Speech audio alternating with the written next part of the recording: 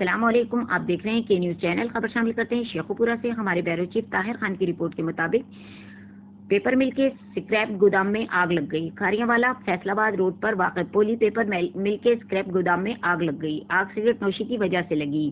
آگ لگنے سے کوئی جانی نقصان نہیں ہوا، جبکہ ریسکیو 1122 شیخوپورہ کی فائر فائٹنگ ٹیم نے موقع پر پہنچ کر آگ پر قابو پا لیا ہے، جبکہ کولنگ کا عمل ابھی جاری ہے۔ اطلاع کے مطابق پولی پیپر مل کے کباڑ کے گودام میں پڑے گتے اور کپڑے کو سگریٹ نوشی کے باعث آگ لگ گئی۔ ریسکیو 1122 کی فائر فائٹنگ نے آگ پر قابو پا کر آگ کو فیکٹری میں تیار شدہ مال تک پہنچنے سے روک دیا، جس سے کروڑوں روپے کی مالیت کا سامان اور مشینری جلنے سے محفوظ کر لی گئی۔ مزید آگ کے خطرات کے کم کرنے کے لیے کولنگ کا عمل جاری ہے۔